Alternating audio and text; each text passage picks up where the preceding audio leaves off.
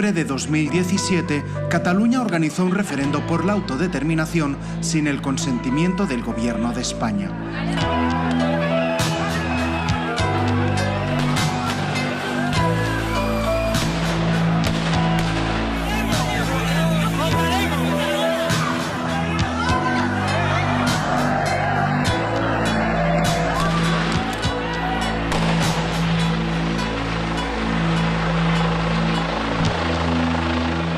Días después, el Parlamento de esta comunidad autónoma declaró la independencia. Sin embargo, esta no se llegó a hacer efectiva. La celebración de este acto de participación ciudadana, duramente reprimido por la policía española, acabó con la intervención de la autonomía catalana, el encarcelamiento de 9 líderes independentistas y el exilio de 7 más. Para argumentar la causa penal contra el independentismo, la justicia española atribuyó el uso de la violencia a los partidarios de la secesión. Políticos y medios se sumaron a este relato. Pero, ¿hubo realmente violencia? De poderlo demostrar, podrían encerrar a los líderes independentistas más de 30 años en la cárcel.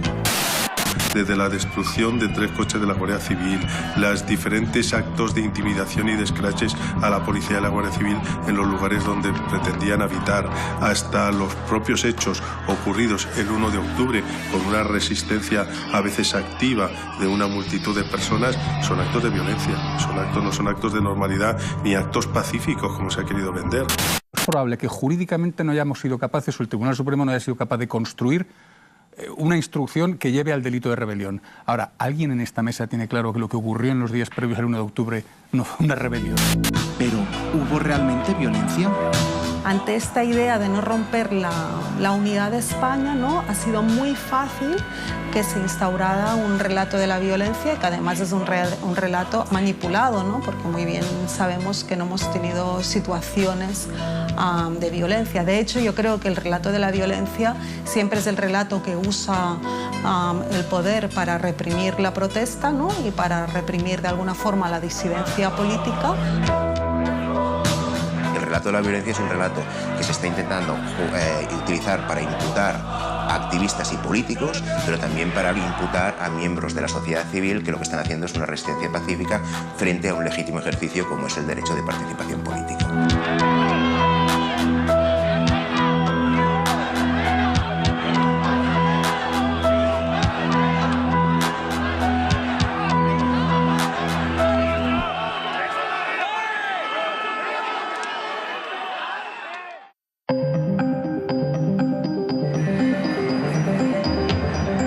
Cataluña es portada en todos los medios internacionales desde que en 2012 comenzó a movilizar a millones de ciudadanos en sus calles en un reclamo por la independencia.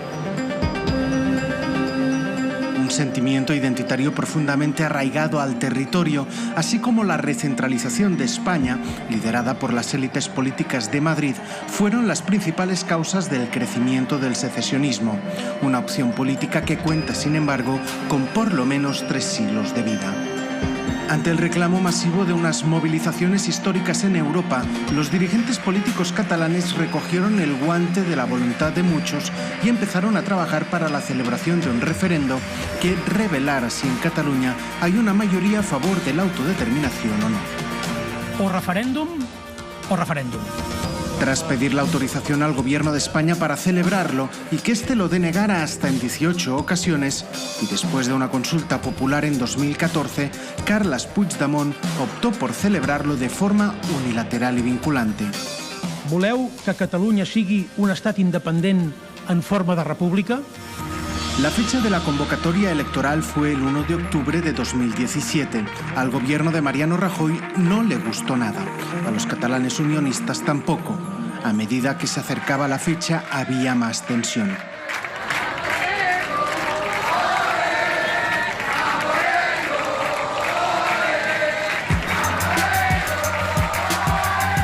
Las autoridades españolas pusieron todos los medios para impedirlo. La presencia de entre 7.000 y 10.000 policías llegados expresamente de otras partes de España para reprimir el referendo generaron mucho malestar. Los independentistas se sentían ocupados policialmente. Durante aquellos días los cuerpos de seguridad registraron imprentas, rastrearon fábricas de urnas, entraron a medios de comunicación y presionaron para encontrar pistas sobre la organización de la convocatoria. El despliegue fue en vano.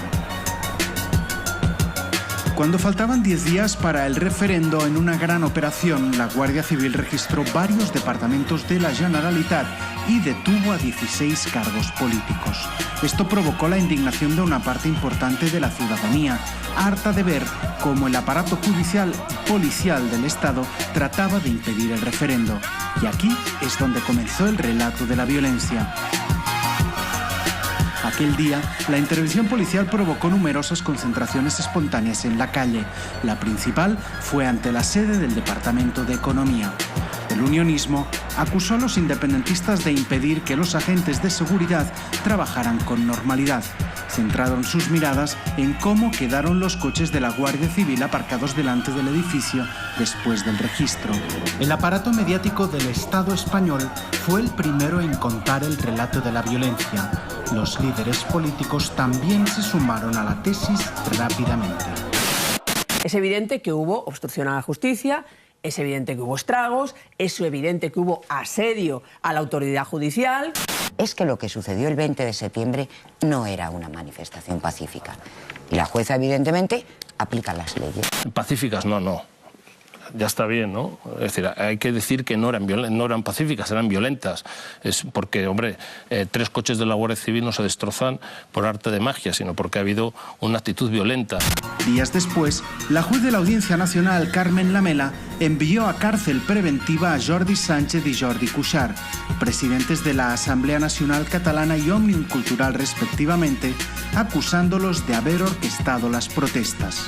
Pues lo primero que dice la jueza Carmen Lamela es que les envía a prisión porque ve riesgo de fuga y de reiteración delictiva. La jueza de la Audiencia Nacional, Carmen Lamela, les imputa un delito de sedición por los hechos ocurridos el pasado 20 de septiembre, cuando una multitud cercó a los guardias civiles que realizaban un registro en la Consellería de Economía de la Generalitat. Son los días 20 y 21 de septiembre. Concentraciones promovidas por ellos, orientadas a la protección de sus gobernantes, asegura Lamela, y para impedir el trabajo de la Guardia Civil. La madrugada del 20 de septiembre fueron quienes arengaron y dirigieron a las masas. Y no precisamente pacíficas. Los agentes no pudieron abandonar completamente el edificio hasta las 7 de la mañana del día siguiente. Así fue como desde un comienzo el relato de la violencia se normalizó sin que hubiera un contrarrelato más allá de Cataluña capaz de demostrar la manipulación informativa perpetrada por los medios con sede en Madrid. ¿Hubo violencia durante el proceso independentista? Más de 300 actos que suponen ejercer violencia. Yo preferiría que él me explicara qué es lo que entiende por violencia. ¿Se entiende como violencia o no la ocupación que hubo de todas las inmediaciones de la Consejería de Economía? Se refiere el ministro a estas imágenes. Pertenecen a días previos al referéndum ilegal. Cientos de manifestantes independentistas asedian durante horas la consejería. Su objetivo, dejar atrapados en el interior a los guardias civiles que participaron en los registros. Lo cierto es que las concentraciones fueron espontáneas antes de que Òmnium y ANC se pusieran al frente. Sus líderes fueron también quienes negociaron con la Guardia Civil y finalmente las disolvieron convocando nuevamente a los ciudadanos al día siguiente y en otro lugar. Meses más tarde, cuando el Tribunal Supremo se encargó de la principal causa contra el independentismo, el juez Llarena dijo en su auto de procesamiento que según los convocantes las fuerzas policiales españolas habían declarado la guerra a quienes querían votar en el referendo y tildó de asedio la principal concentración de aquel día. Habla del vandalismo desplegado, de la actitud desafiante de quienes supuestamente convocaron. Se refiere a las protestas como un violento levantamiento o como revueltas en las que los manifestantes persisten en los comportamientos criminales y por todo ello suponen un ataque al Estado constitucional.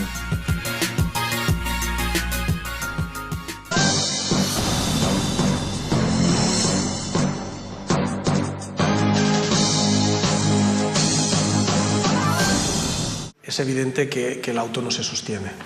El auto pretende hacer encuadrar en la terminología del Código Penal, con unos conceptos preestablecidos, unos hechos que para nada se pueden encuadrar en este marco legal. Este relato de la violencia puede ser porque no aparecen contrarrelatos, ¿no? Un contrarrelato fuerte desde la izquierda, ¿no?, que combata este relato de la violencia que ha desarrollado el Estado español, ¿no?, a través de su aparato judicial, ¿no?, de su poder ejecutivo, ¿no?, de casi todo el arco parlamentario, ¿no?, y, como decías, de los medios de comunicación. A lo largo del día, las manifestaciones, nosotros podemos dar fe que fueron pacíficas. Sí que es verdad que hubo periodistas que se subieron encima de 2 coches de la Guardia Civil y que los abollaron, pero era para tomar imágenes.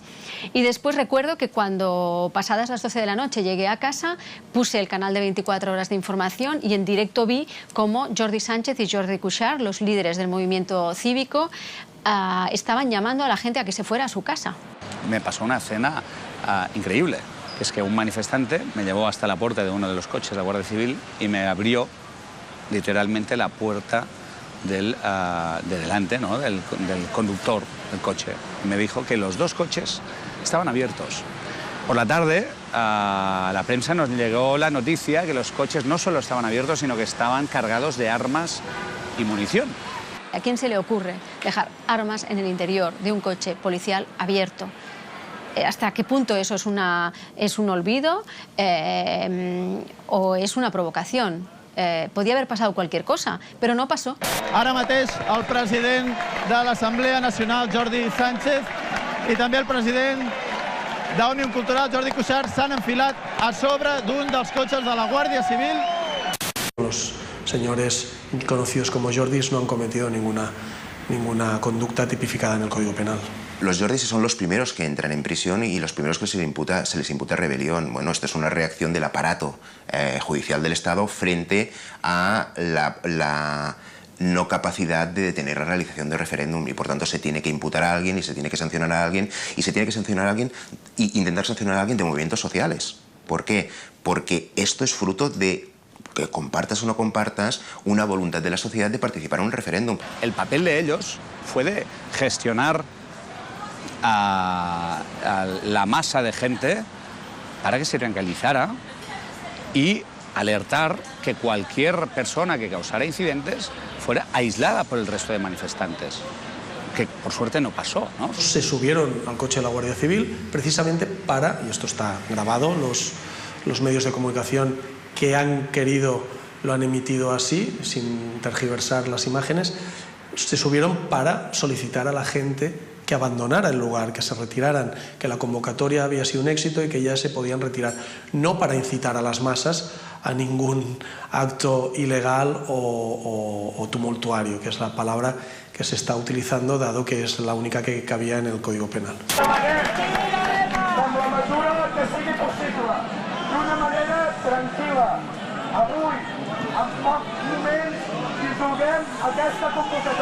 Vemos que no hay ningún tipo de violencia y en todo caso ellos que están en prisión por esto son los que están intentando parar que algunos manifestantes no realicen daños públicos o daños contra la propiedad, pero en ningún momento hay una violencia que se puede equiparar al concepto de rebelión.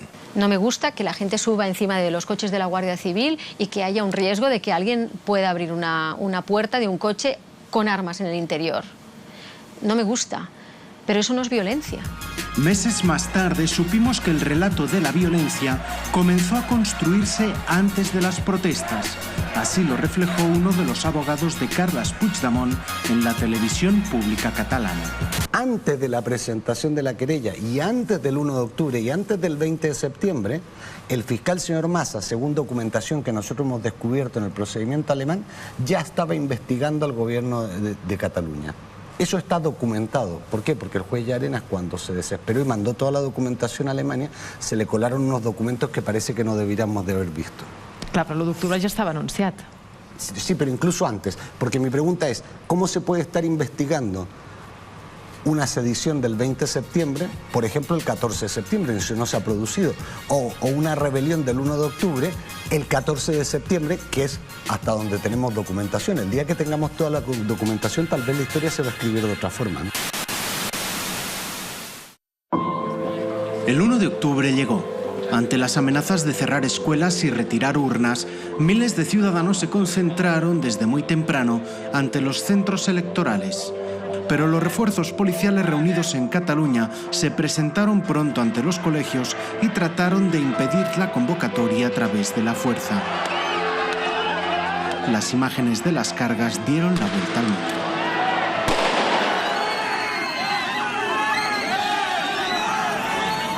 La absoluta irresponsabilidad de la Generalitat ha tenido que ser suplida por la profesionalidad de las fuerzas y cuerpos de seguridad. Ellos han cumplido las órdenes de la justicia, han actuado con profesionalidad y de modo proporcional y proporcionado. El objeto de sus actuaciones nunca han sido las personas, sino el material electoral. Han buscado siempre proteger los derechos y las libertades. El referendo se celebró.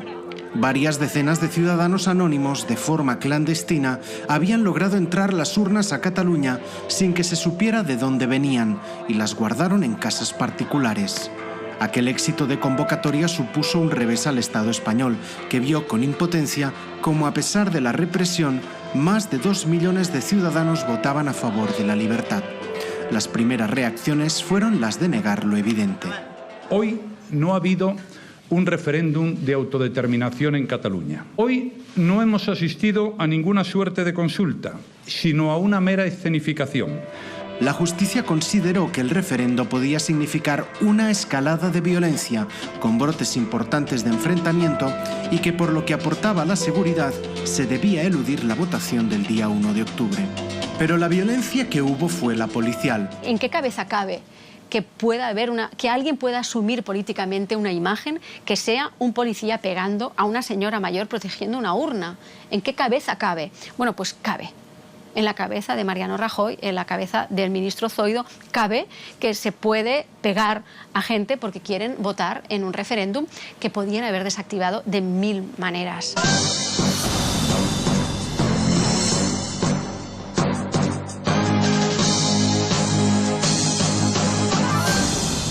Aquel mes de octubre acabó con una declaración de independencia avalada por el resultado del referendo, una declaración que no llegó a aplicarse y que supuso la intervención de la Generalitat y la disolución del Parlament.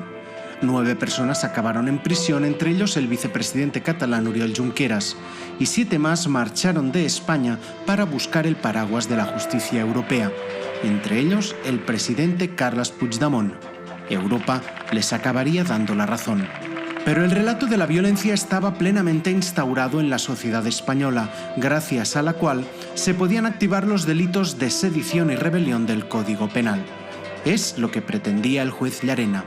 En la página 56 del auto de procesamiento dice: actúa violentamente quien lo hace de manera violenta, lo que no presenta un contenido típico plenamente coincidente con actuar con violencia. Las palabras tanto tumulto como violencia como rebelión son palabras que para el Código Penal tienen un cargado contenido violento. Es decir, la violencia no es ideológica, no es como dice el auto del señor Llarena, hubiera llegado a poder pasar. O sea, es siempre en sentido penal la realidad cierta de una intervención con fuerza para conseguir un fin ilegítimo. Él necesita que exista violencia o demostrar la violencia para poder imputar el delito de rebelión. Y es cuando analizamos todas las instrucciones y todas las interlocutorias del juez de Llarena que vemos que hay una violencia contradictoria y errática. Es un absurdo jurídico, más allá de la ideología de cada uno, que se pretenda hacer encuadrar estos hechos en un delito de violencia, de tumulto y en una construcción hipotética de un acto de rebelión. Cómo él busca la violencia y cómo él busca demostrar que existe violencia. Cuatro formas. La primera forma, lo que él dice es que hay una violencia reactiva, es decir, reactiva frente a presiones por parte de fuerzas de seguridad del Estado. Los manifestantes reaccionaron de forma leve pero de forma violenta.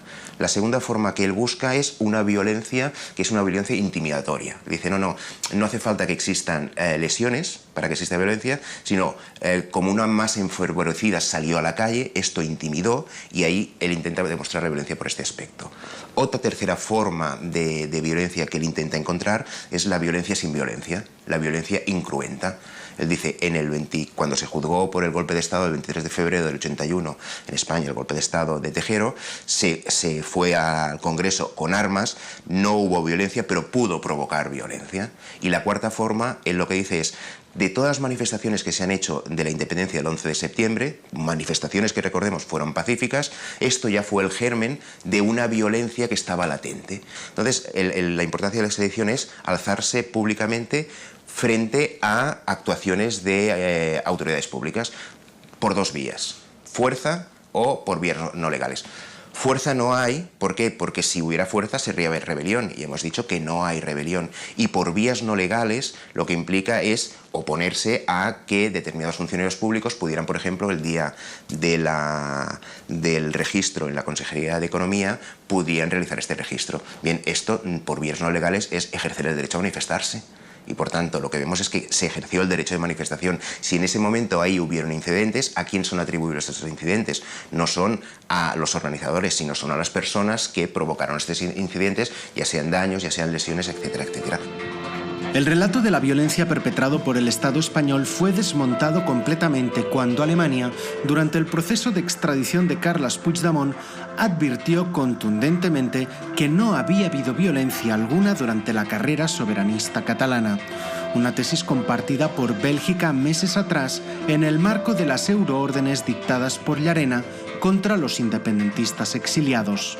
Pero el Estado español seguía con su relato, sobre todo después de la Semana Santa del 2018, cuando los comités de defensa de la República cortaron carreteras, levantaron peajes e incluso quemaron neumáticos en medio de la calzada. Con este relato se criminalizó al independentismo y se creó otro de paralelo. Los secesionistas eran causantes de la fractura social en Cataluña. El poder siempre construye relatos, ¿no?, criminalizando, ¿no?, estigmatizando, ¿no?, culpabilizando, ¿no?, la resistencia, ¿no?, o quien de alguna forma le presenta, sí, resistencias o demandas que no puede asumir, ¿no? Entonces estas son las estrategias siempre del poder, ¿no? Y aparte de esto, a veces su estrategia es fracturar, ¿no? Para criminalizar necesita fracturar entre buenos y malos, ¿no? Y yo lo que creo que ha hecho el Estado español con todo su aparato, ¿no?, incluidos los medios de comunicación, es intentar fracturar la sociedad catalana, ¿no? Esta es la realidad. La realidad es que en Cataluña está habiendo un incremento cada vez más acelerado de la violencia. Cada vez más acelerada la violencia. Ese es un hecho. Para mí son verdaderas organizaciones delincuenciales, al margen de la ley, desde luego. Bueno, el ambiente es espantoso, espantoso. Está todo el mundo envenenado, no se puede hablar con nadie, la gente tiene miedo, no nos podemos ni defender, mirar cómo han dejado todo. Es una pesadilla vivir en Cataluña.